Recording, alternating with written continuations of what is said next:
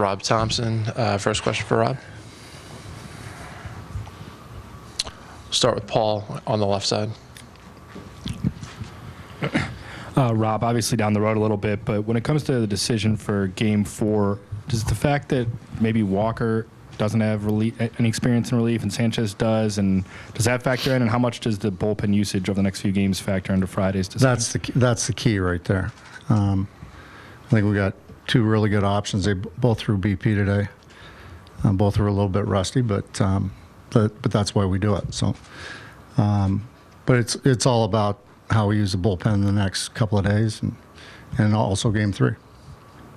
John, on the left side. Rob, congratulations on being here. Can you share what Rhys Hoskins' current level of activity is and the extent to which he's an option for the NLCS? Yeah, I won't tell you that because that would give away some of our roster, and that comes out at 10 o'clock tomorrow. But he's doing pretty well. He's getting live at-bats, and he's getting at-bats off the trajectory. He's running bases. He's sliding. He's doing pretty much everything except for taking ground balls. Michael over here on the right side. Hey, Rob. Zac Gallen's pitched a couple times against you guys. He's had some success. I mean, what has he done in those starts that's kind of impressed you? Well, it's the fastball is got life on it. It's a true four-seam. He pitches above the zone, then he's got really good breaking ball, and he throws strikes. So when you have that combination, I think you can be just like he is. He's an all-star pitcher. We started him in the all-star game, and really good. Alex, towards the back on the left. Hey, Rob. Were Walker and Sanchez able to get work in today, and what do you have them doing specifically? Yeah, both of them got 2 innings BP. And when do you think we might hear a decision on who's going to start that game? Maybe not till after Game 3. Come up here on the front on the left side. Rob, you touched yesterday about how you, again, considered retiring, at the end of last season. Is there a scenario where you would retire at the end of this season? Or you committed? No chance. No chance. No, I'm having too much fun right now. Instead, have you thought about a date or how much longer you want to manage? Not really.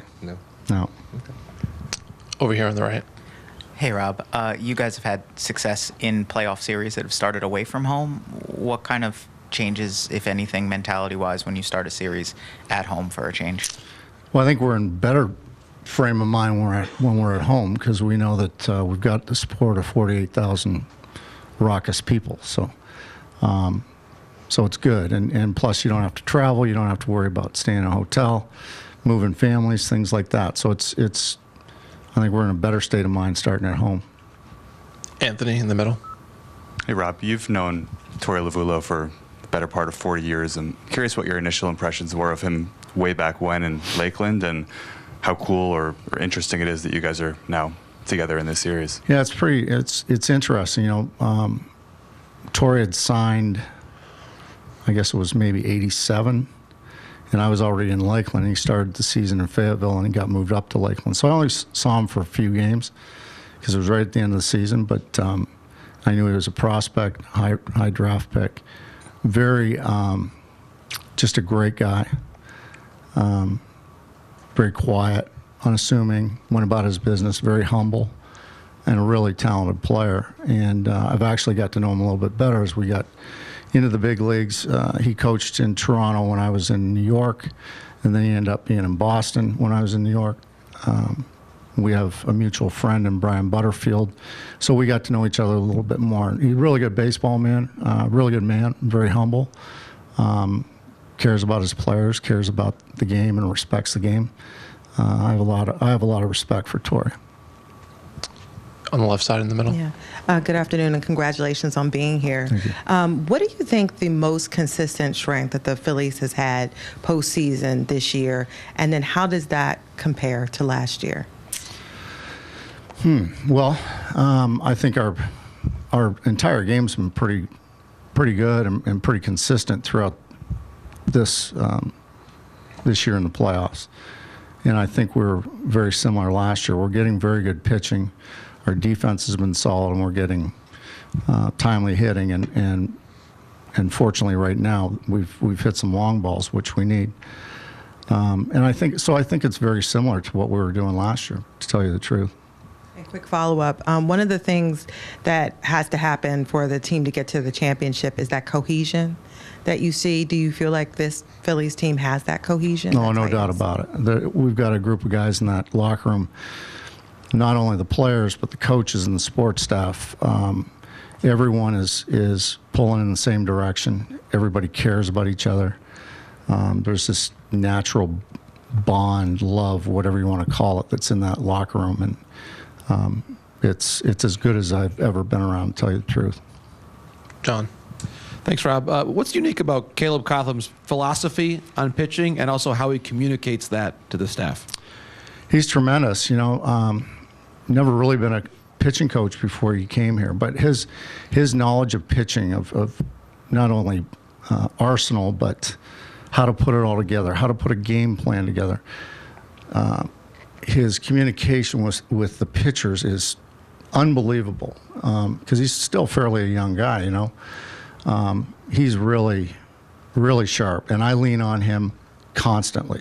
Pre-game, in-game, post-game, off days, doesn't matter. I'm leaning on him. He is tremendous. Alex on the left side. Do you have any update on Dylan Kobi? Oh, sorry, Alex. It's okay. Through BP today. 1 inning, probably through 20 pitches. He was pretty good. And what's like the next step for him?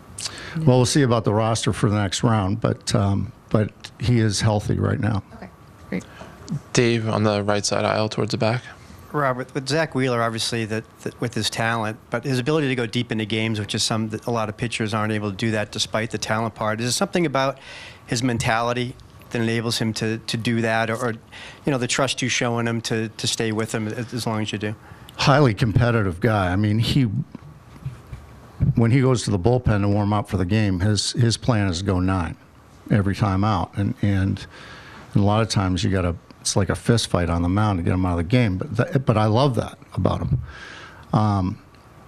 Yeah, he's just got great stuff, and he holds his stuff, which allows him to go deeper into games, and that's what his goal is at the start of the game. So it's a good combination to have stuff and competitiveness and being able to hold your stuff. Up here in the front. You mentioned how great it is seeing all these Rockets fans filling up the ballpark every night. What's it been like, seeing the team feed off the energy from the fans, and how have you been receiving that same energy and giving it right back to the team? Yeah, I think the team really responds to the energy in this ballpark, and we really didn't see it until we got to the playoffs last year. And then you saw the other side of the passion that our fans have, and I feel the same way. I mean, I feel the energy come through me as well, and I think it's the best fan base in maybe all of sports. John on the left. Rob, I'd like to know about your conversations with Craig Kimbrel about his role when he's utilized, because you got someone with a Hall of Fame resume who's willing to go in the 7th inning, obviously, in your last game. What are those conversations like, and how is Craig taking on that role? He takes it great. The only thing he wants to know is okay, what's the possibility of coming in earlier than the 8th or 9th?